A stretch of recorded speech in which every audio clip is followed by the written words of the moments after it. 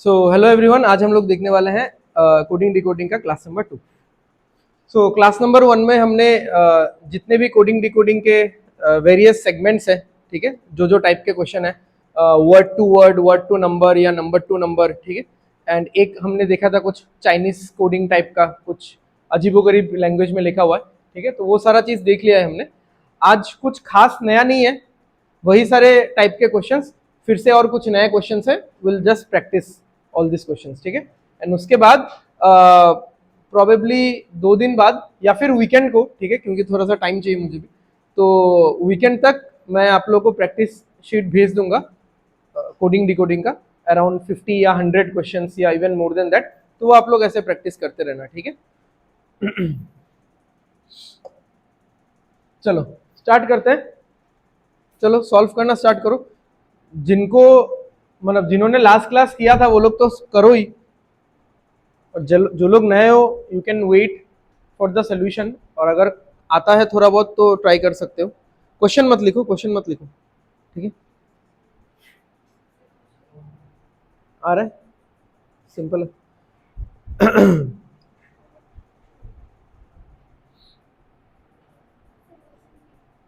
Option B, ठीक है, देखते हैं क्या क्या है।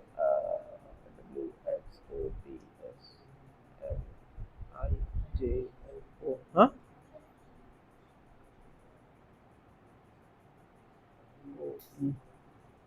ABC, 3 टाइप का आंसर, हाँ, बी आ रहा है।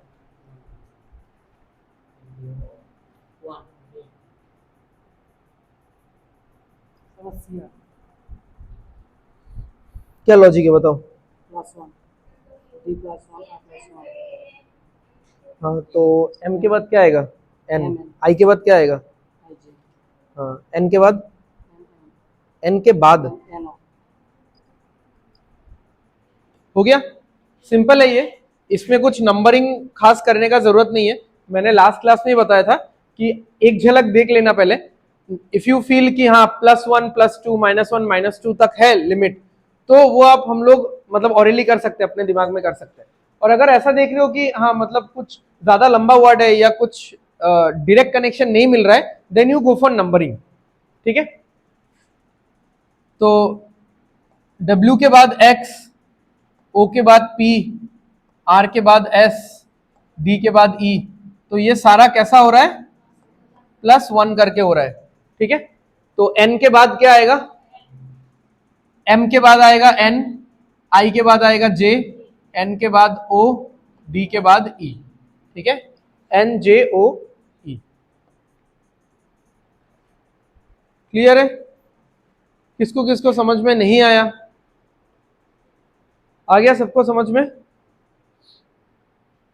देखो ये क्वेश्चन करने के लिए आई डोंट थिंक कि आपको लास्ट क्लास में आने का जरूरत है, ठीक है। लास्ट क्लास में एकदम इनिशियल डिस्कशन थोड़ा डिटेल में हुआ था, that you have missed, which is very important, but इस क्वेश्चन के लिए तो वो जरूरत है नहीं, ठीक है। और वैसे भी मतलब रीजनिंग थोड़ा सा डिस्कनेक्टेड रहता है अपने सारे क्लासेस में, मैथ्स की तरह ऐसा नहीं है कि कंटिन्यूएशन में चलेगा।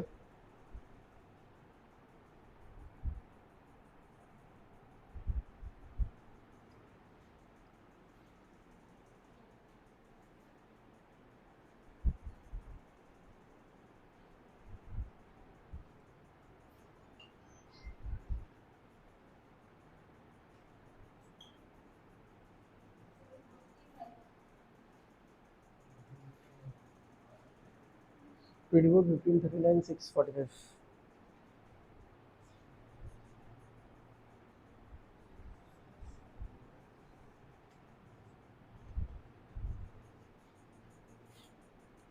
नंबर देख लो, 3, 1 और 20, ठीक है।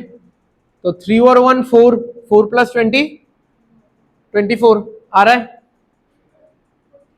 4, 15 और 7, तो 15 और 7 22, 22 और 4 26 आ रहा है। इसमें क्या होगा, 6 और 15 21, 21 और 24, 21 और 24 45।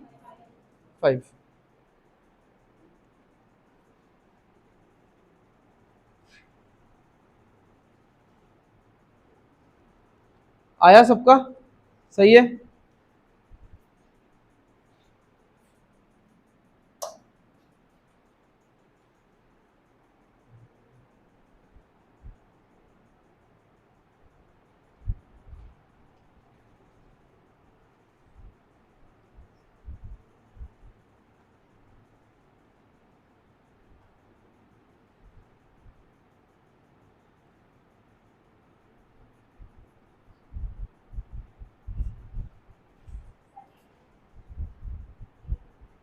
ये आ रहा है।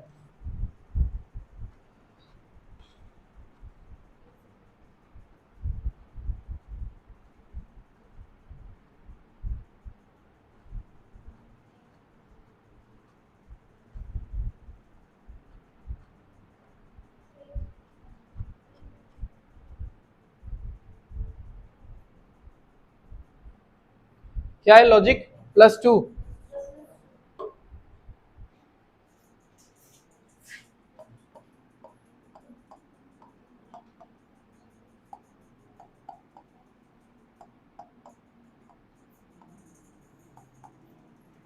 तो DEF OPQ CDE TUV OPQRST, ठीक है।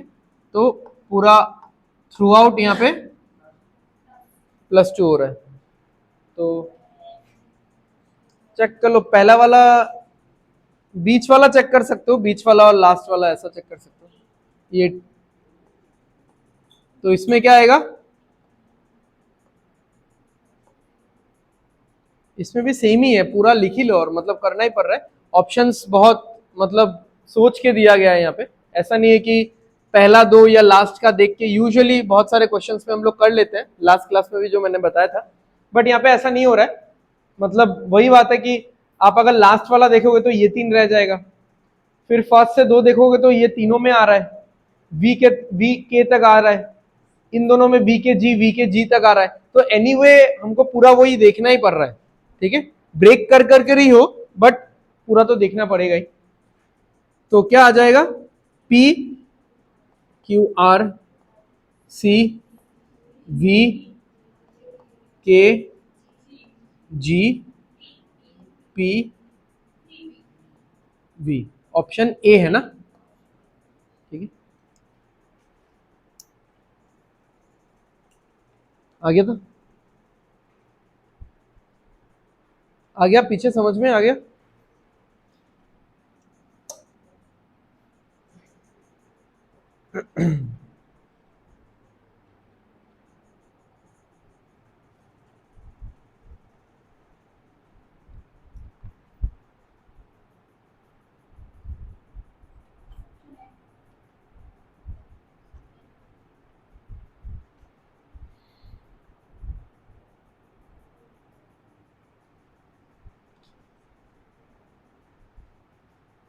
लास्ट क्लास में था ऐसा एक क्वेश्चन, एक या दो था आई गेस।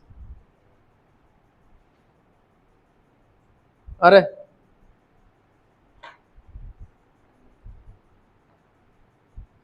तो ऐसे टाइप के क्वेश्चन का नंबरिंग के साथ कुछ खास लेना देना होता नहीं है। यहाँ पे बस आपको देखना है कि कौन सा लेटर आपको कॉमन मिल रहा है, ठीक है। तो COLD, लास्ट क्लास वाला क्वेश्चन थोड़ा सा और स्टैंडर्ड था, ठीक है। ये थोड़ा सा इजी है क्योंकि उसमें 3 वर्ड था, 3 में कुछ कुछ कॉमन लेटर्स भी था। ये तो एकदम डायरेक्ट ही मिल गया। COLD 3142 WARM 5687। तो इससे ये पता ही चल रहा है कि हर एक लेटर का अपना एक नंबर आ रहा है, ठीक है। अब अगर मुझे ऐसा कभी भी लगता भी है कि सी का तो वैसे भी 3 है, तो शायद इसीलिए 3 आ रहा होगा, बट वो चीज है नहीं एक्चुअली। उस हिसाब से ओ का तो 15 होना चाहिए था, तो यहाँ पे 15 होना चाहिए था, बट यहाँ पे 1 है। इवन अगर ओ का कोड 15 है, उसको अगर एक डिजिट में लिखना है तो 1 + 5 करके 6 होना चाहिए था, वो भी नहीं है, ठीक है। मैं बस थोड़ा थोड़ा लॉजिक शेयर कर रहा हूं क्योंकि किसी ना किसी क्वेश्चन में इस तरीके का भी लॉजिक यूज हो सकता है, ठीक है। हालांकि इतना टफ आएगा नहीं आप लोगों का, बट फिर भी।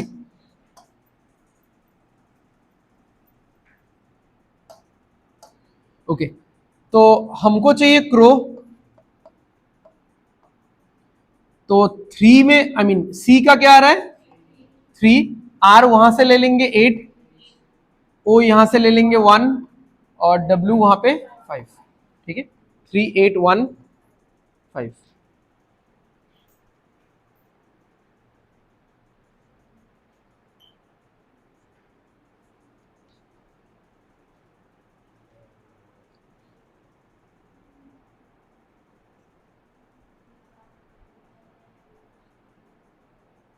बहुत लोगों ने सॉल्व करना शुरू कर दिया था, बट नहीं चाहिए एक्चुअली। इसमें डायरेक्ट उल्टा है ये। ठीक है, डायरेक्ट उल्टा है।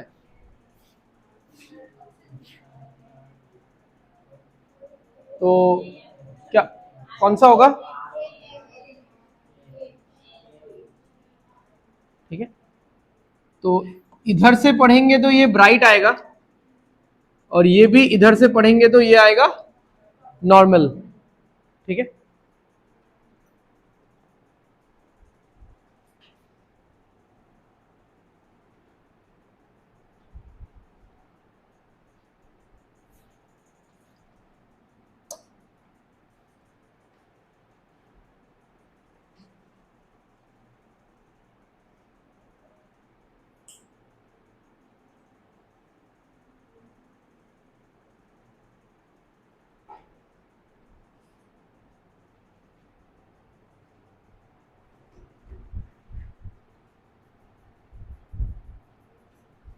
ये ई।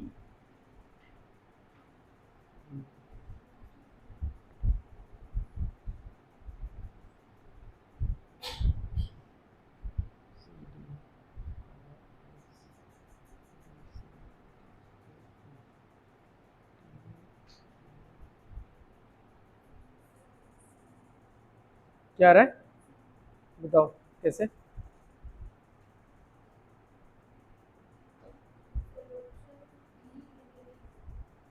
ये कैसा हुआ आंसर? सी या डी बोल रहे हो?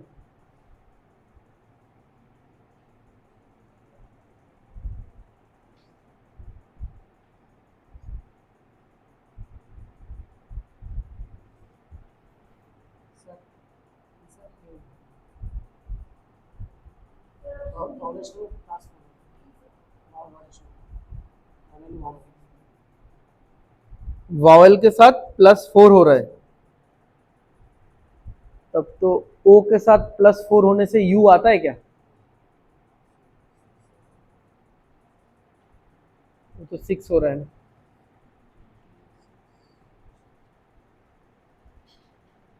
वावल के साथ कुछ तो अलग हो रहा है, इतना तो समझ।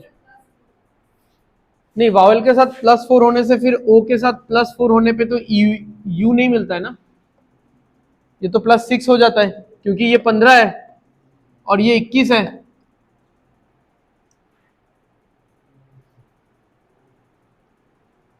डेली 10 वर्ड करके शुरू किया, बोला था ना स्टार्ट करने के लिए।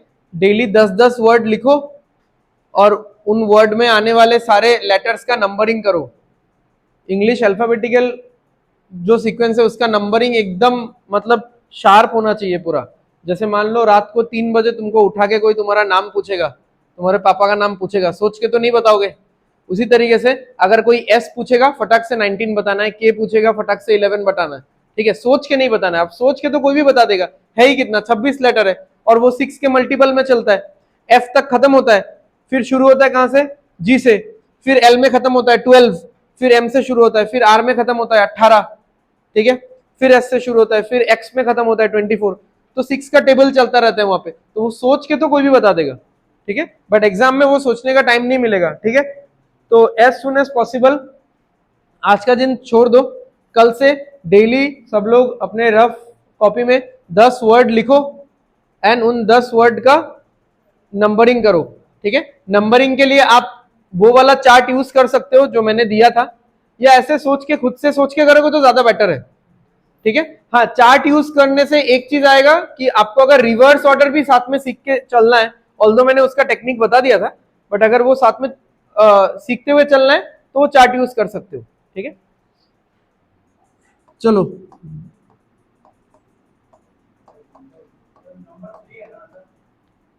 आंसर का तो पता नहीं भाई।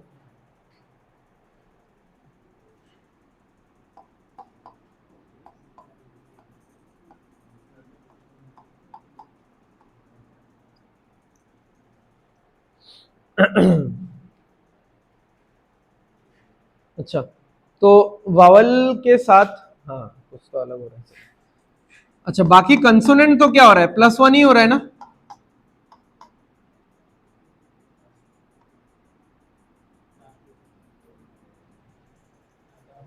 ये तो +2 हो रहा है। वावल के साथ क्या हो रहा है पहले बताओ।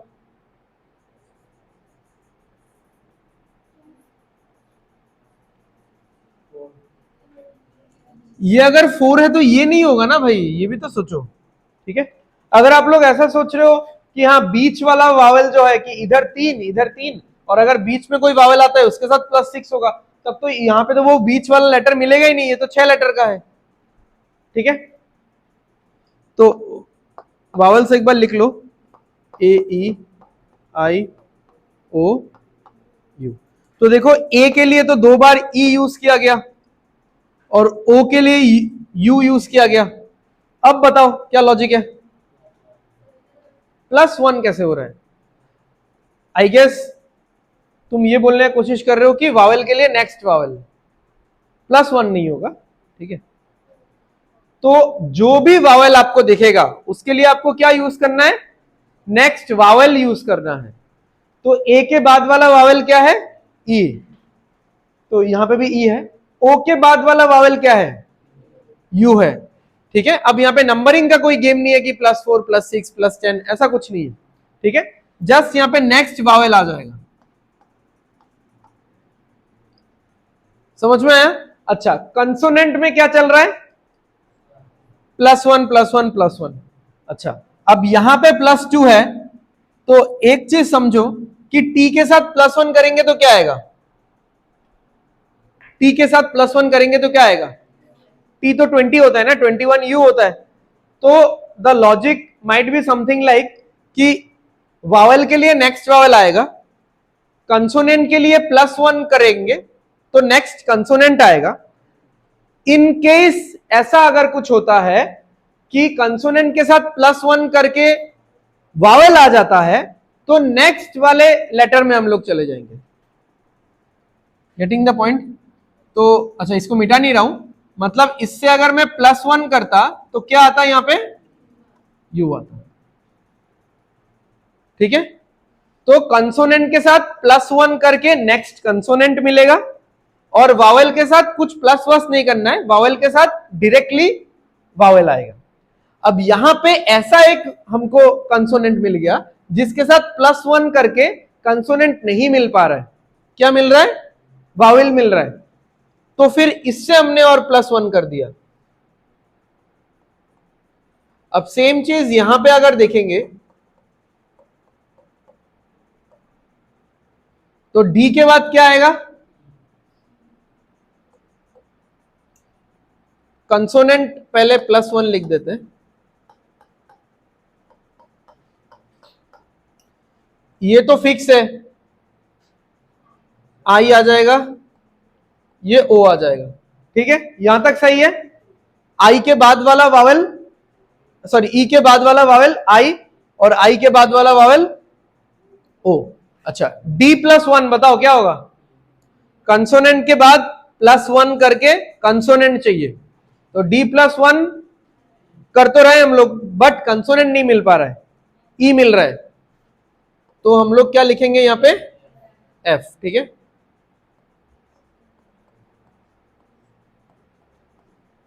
अच्छा, फिर S+1 T, अच्छा, G+1 H, N+1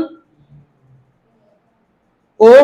ठीक है, बट O तो लिख नहीं सकते हम लोग, P आ जाएगा।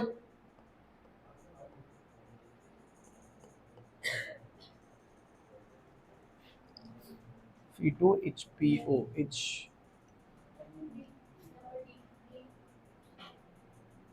हाँ OHP ना।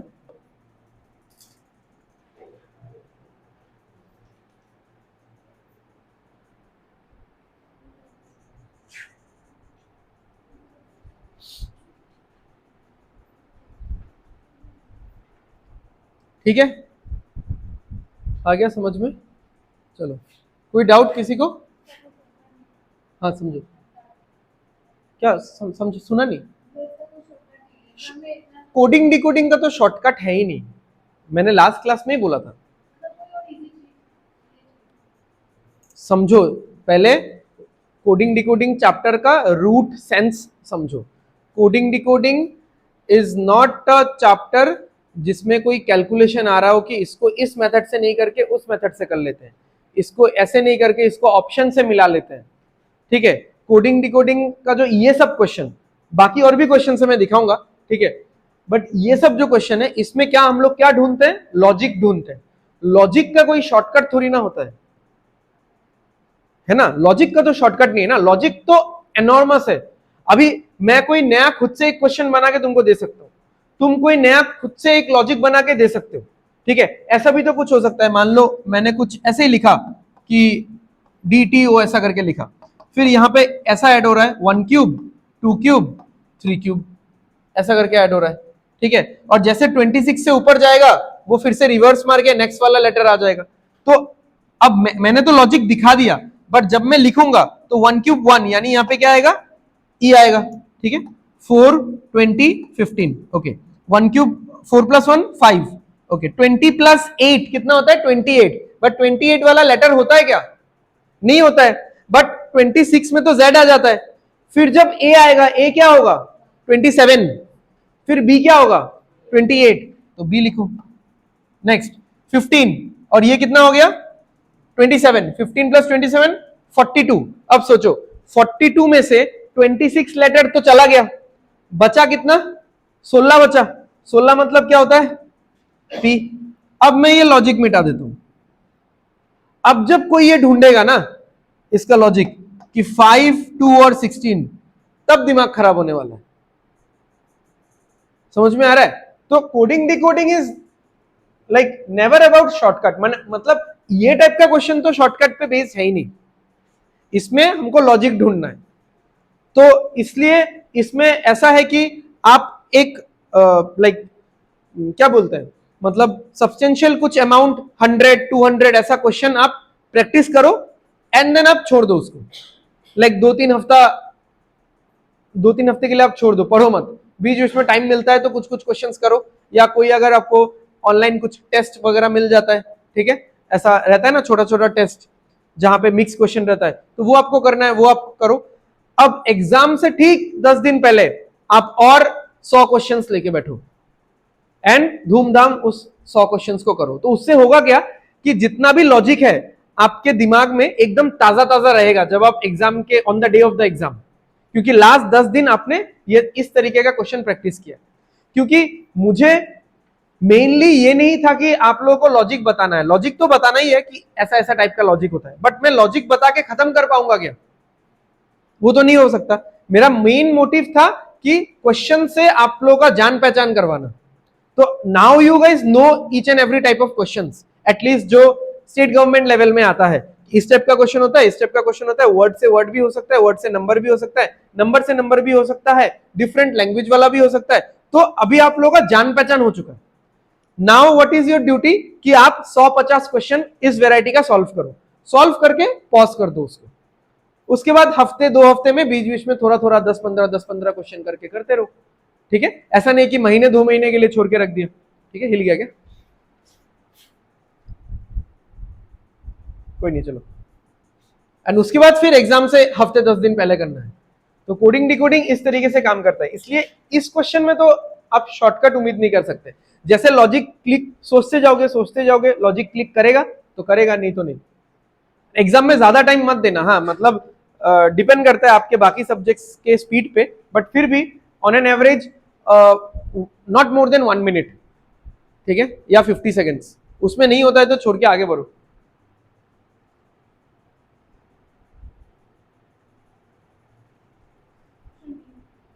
ऑप्शन बी,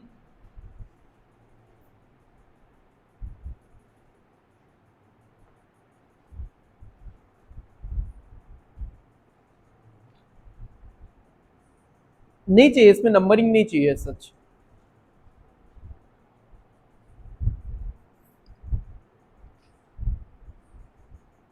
हो गया, +3 आ रहा है,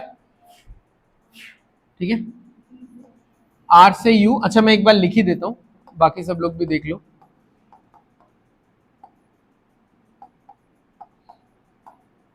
तो R के बाद S T U, ठीक है। अच्छा चलो नंबर लिख देता हूं, 18 15 1 4 7 4 18 21। तो ये थ्रू आउट पूरा क्या हो रहा है, +3 आ रहा है, ठीक है। तो यहां पे +3 करेंगे तो 19 + 3 22 यानी V, 23 + 3 26 यानी Z, VZ। अच्छा +3, ये तो D आ जाएगा, 14 + 3 17 यानी Q आ जाएगा, VZ DQ।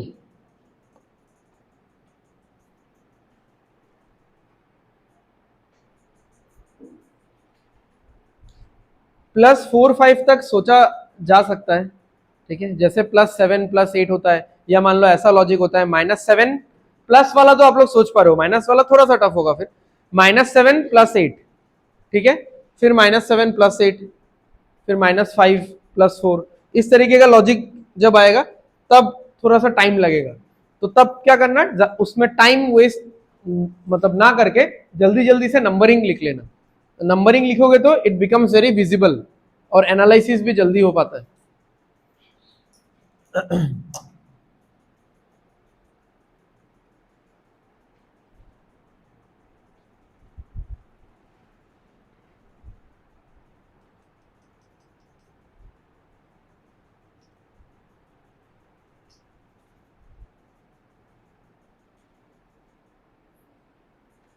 क्या होगा बताओ कैसे?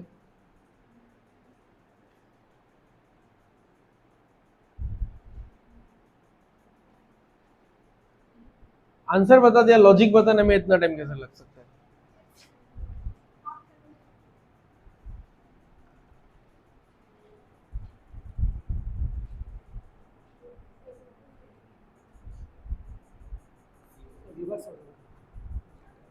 रिवर्स ऑर्डर है, यहाँ पे नंबरिंग का जरूरत ही नहीं है, ठीक है। तो अब लास्ट क्लास में मैंने रिवर्स ऑर्डर का पूरा पेयरिंग बताया था, जो लोग नहीं आए थे आप लोग वीडियो देख लेना, ठीक है। तो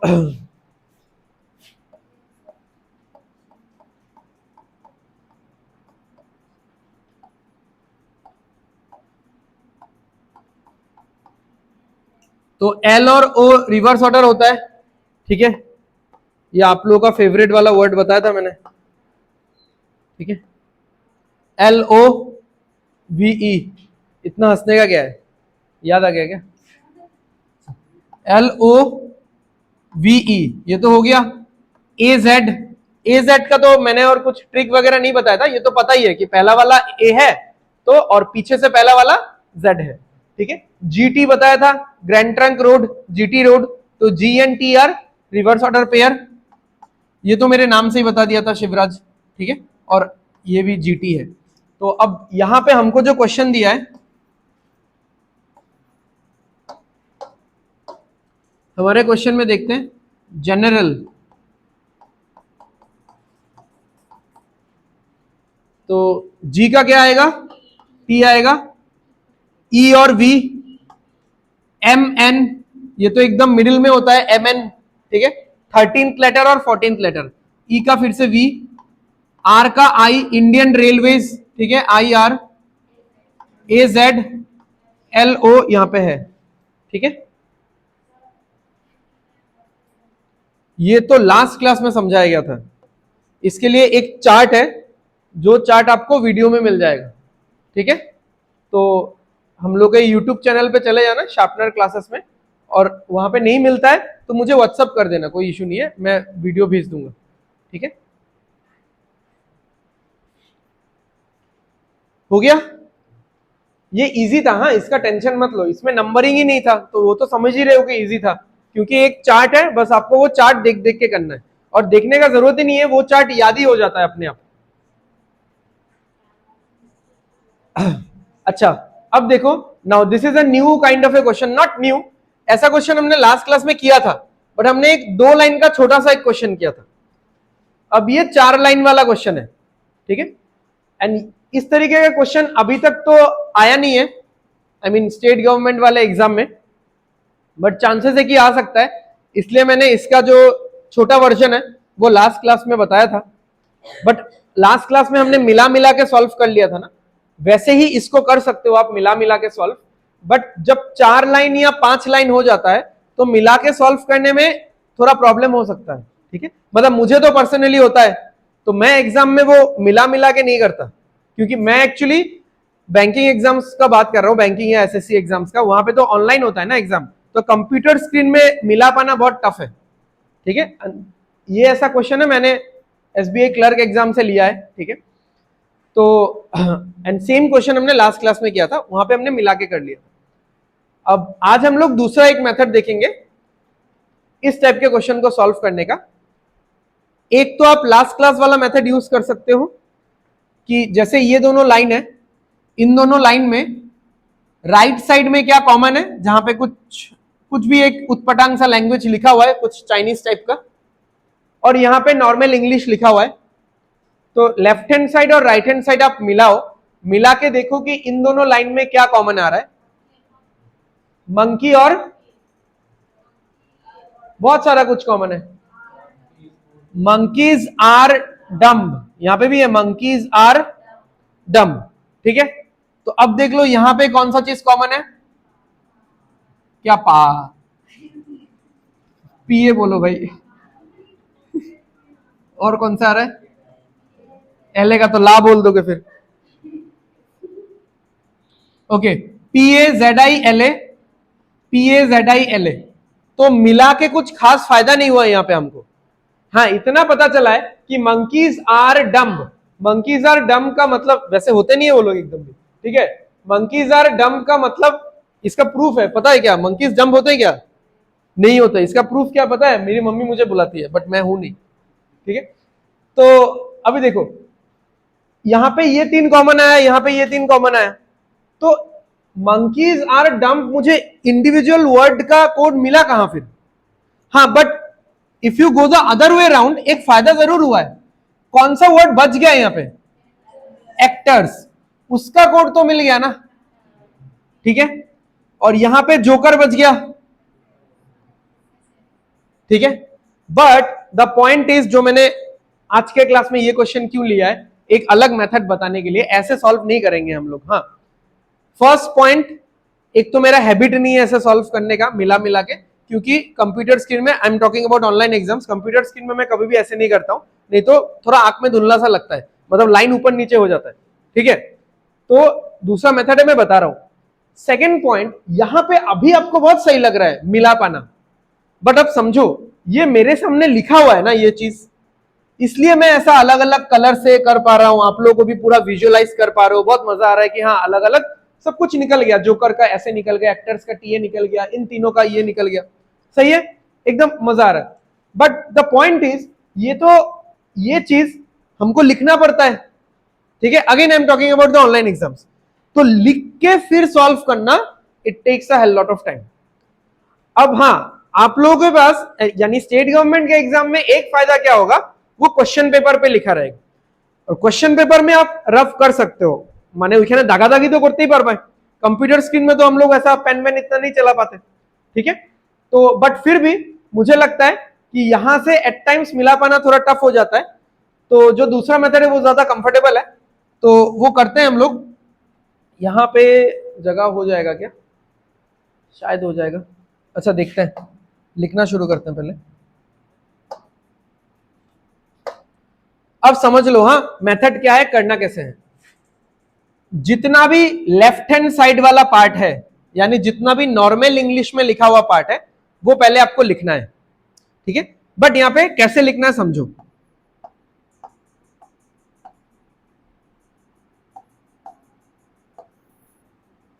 नहीं होगा जगह शायद, अच्छा देखते।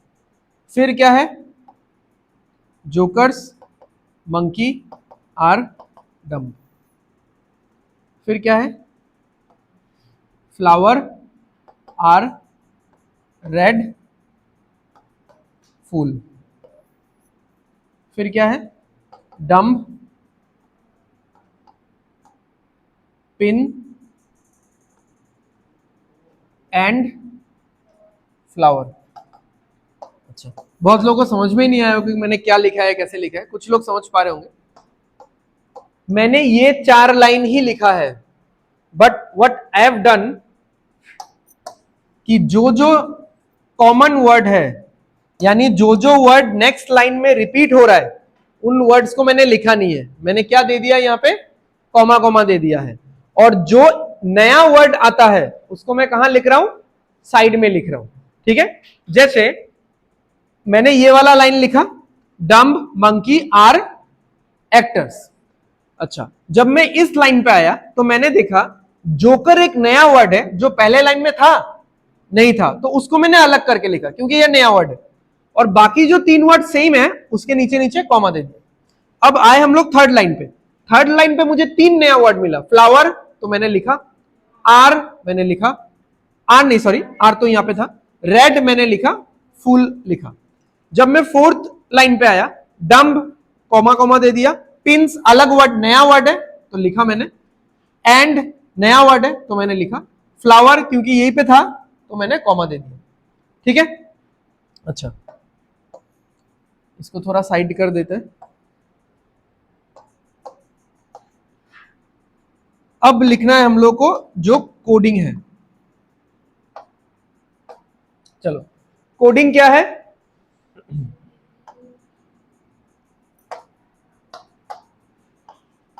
LAPAZITA।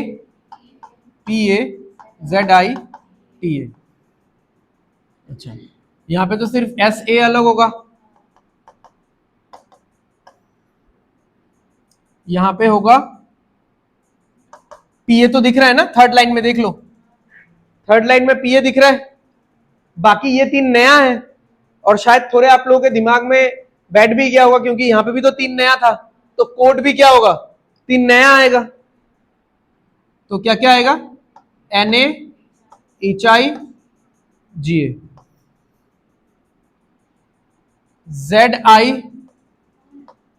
ZI कॉमन, ओ सॉरी ZI तो यहां पे MI है, और क्योंकि यहां पे 2 ही। ठीक है, अब जब आप लोगों का यहां पे मतलब कोडिंग निकालने का बात आएगा, तो जैसे मान लो अगर मुझे कोई पूछता है कि डम्ब का कोड क्या है, तो डम्ब देखो कहां कहां पे है, फर्स्ट सेकंड फोर्थ। वहां पे देखो फर्स्ट सेकंड फोर्थ में कौन है, फर्स्ट सेकंड फोर्थ, तो ZI is the code for dumb. ठीक है, नेक्स्ट अगर आपको R का कोड निकालना है, ठीक है इधर ध्यान दो तब समझोगे। R का कोड निकालना है तो R कहां कहां पे है, first line, second line, third line. तो R का कोड भी तो फर्स्ट सेकंड और थर्ड में आना चाहिए। तो कौन सा वर्ड फर्स्ट सेकंड और थर्ड में है, PA। तो ये हो गया R का कोड। ठीक है, ऐसे ही रहने दो यार। फिर ये वाला जोकर, जोकर का कोड क्या होगा। अब देखो जोकर ऐसा एक वर्ड है जो सेकंड लाइन पे आया और कभी रिपीट ही नहीं हुआ। तो ऐसा एक वर्ड निकालो, यानी ऐसा एक कोड निकालो जो सेकंड लाइन पे आया और कभी रिपीट ही नहीं हुआ, SA।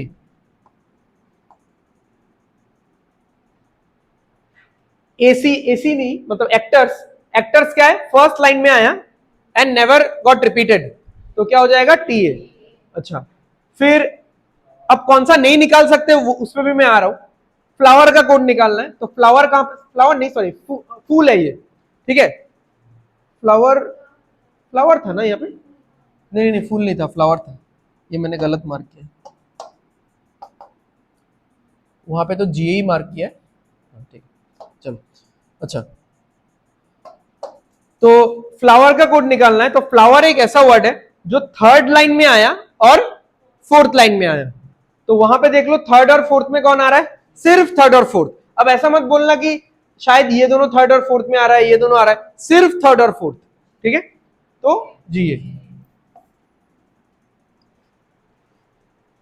अब बात है कि इन दोनों का कोड क्या होगा। क्या क्या वर्ड है, रेड फूल। ठीक है, तो रेड फूल का कोड हम लोग निकाल नहीं सकते, बट हाँ इन दोनों में से कोई एक होगा। दोनों आपस में बांट लेंगे, किसका कौन सा होगा ये नहीं पता। अब अगर कोई पूछता है कि पिंस एंड, ये वाला पिंस एंड का कोड क्या होगा, तो फिक्स तो नहीं बता सकते, बट MIJO में से कोई एक होगा, ठीक है। और कौन सा था, ये था एक्टर्स का, और मंकी, मंकी का कोड क्या होगा, जो फर्स्ट लाइन और सेकंड लाइन में आएगा, तो फर्स्ट लाइन और सेकंड लाइन में ये होगा मंकी का कोड, ठीक है। लिखना नहीं है ये सारा कुछ, क्वेश्चन देख के लिखना है। यहां पे तो हमने सारा निकाल लिया था ना, जरूरी है कि इसी के बारे में क्वेश्चन पूछेगा। जैसे यहां पे ये दोनों क्वेश्चन था, what does PA stands for, PA किसका कोड है, तो PA किसका कोड है, R का कोड है, R, ठीक है। What is the code for LA, नहीं होगा, व्हाट डज होगा यहां पे।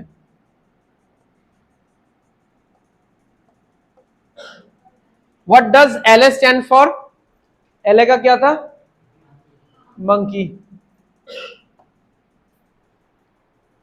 ठीक है। हाँ, अब अगर कोई ऐसा पूछता है what does NA stands for, क्या होगा, रेड फूल में से कोई एक, ठीक है, ऑप्शन में तो एक ही रहेगा। अगर ऐसा होता है, मान लो मैं चलो लिख ही देता हूं, जगह है तो एक क्वेश्चन ही बना लेते हैं।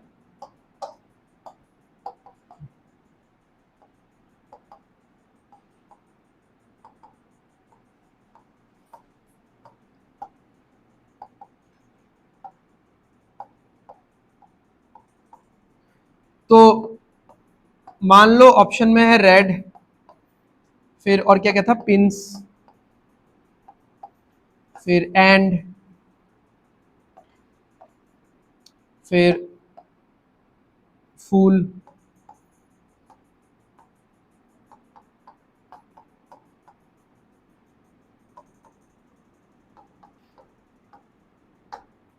ठीक है। अब इस क्वेश्चन का जो आंसर है ना, वो ऑप्शन टू ऑप्शन वेरी करेगा, ऑप्शन का जिस तरीके का अरेंजमेंट होगा उस तरीके से इसका आंसर निकलेगा, राइट। जैसे अब हमको पता है कि Na और HI वो किसके लिए है, रेड फूल के लिए है, किसका कौन सा है वो नहीं पता, ठीक है, एकदम फिक्स्ड वे में नहीं पता। तो अब ये Na रेड के लिए भी हो सकता है, फूल के लिए भी हो सकता है, अब दो तो मार्क कर नहीं सकते हम लोग, ओके। पिंस और एंड के लिए तो होगा नहीं, तो आंसर क्या हो जाएगा, कैन नॉट बी डिटरमाइंड। अब यहां पे फूल के बदले कुछ और होता, मान लो डम्ब होता, ठीक है। अब यहां पे कैन नॉट बी डिटरमाइंड है, बहुत तरीके का आंसर होगा, सुनो, हाँ, फूल के बदले डम्ब है, तो अब बहुत लोग सोचेंगे अब फूल तो है नहीं, तो एक ही ऑप्शन बचा, कौन सा, red, but you never know इसका एक्चुअल आंसर कोई मुझे बताओ, एक्चुअल आंसर क्या होना चाहिए, एक्चुअल आंसर होना चाहिए ईदर रेड और फूल। जहां पे मुझे ऐसा लिखा हुआ मिलेगा तो मैं क्या करूंगा, मार्क करूंगा, ऐसा लिखा हुआ नहीं मिलेगा तो मैं कोई भी आंसर मार्क नहीं करूंगा, unless it is very necessary, मतलब मेरे हाथ बंधे हुए हैं तभी जाके मैं कर सकता हूं, बट 95% ऑफ द टाइम मुझे कौन सा आंसर मार्क करना है, ईदर रेड और फूल, ठीक है। अब आपको डम दिखा तो आपको लगेगा कि यहां पे तो रेड है सिर्फ, और रेड फूल में से एक होना है, तो रेड मिल गया, मार्क कर देते, नहीं होगा, can not be determined will be the most appropriate answer. या फिर कैन नॉट बी डिटरमाइंड के जगह पे नन ऑफ दिस भी लिखा रह सकता है, आपने देखा होगा बहुत कॉमन ऑप्शन है एक, नन ऑफ दिस, ये भी लिखा हो सकता है, ठीक है। अच्छा, अब अगर यहां पे डम्ब नहीं है, चलो यहां पे अगर डम्ब भी है मान लो, और ये ऑप्शन ही नहीं है, ठीक है, तो अब हमारे हाथ बंधे हुए हैं, मैं ये नहीं मार्क करूंगा, ये नहीं मार्क करूंगा, ये नहीं मार्क करूंगा, तब मुझे कौन सा मार्क करना पड़ेगा, मुझे ये मार्क करना ही पड़ेगा, मार्क्स तो चाहिए तो मार्क तो करना ही पड़ेगा ये वाला, ठीक है। Now you can not be very strict enough और रादर स्ट्रिंजेंट एनफ कि मुझे तो इधर रेड या फुल ही मार्क करना है, वो नहीं मिलेगा तो करेक्ट नहीं होगा, तो वो मार्क करके ही आना है आपको, ठीक है, समझ में आ रहा है। तो ऑप्शन टू ऑप्शन वेरी करेगा इसका आंसर, ठीक है, समझ में आ गया ये वाला टाइप का क्वेश्चन। लास्ट क्लास में हमने ऐसा क्वेश्चन किया था, बट इसका एकदम एक छोटू सा वर्जन किया था, ठीक है, ये मतलब अच्छा खासा एक स्टैंडर्ड क्वेश्चन है, ठीक है। चलो, सो आज का क्लास खत्म करते हैं यहीं पे। Thank you.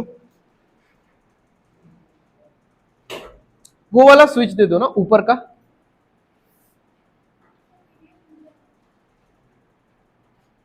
हाँ ठीक है। हाँ उसी लिए वो बोला स्विच देने, वो इंटरनेट का स्विच।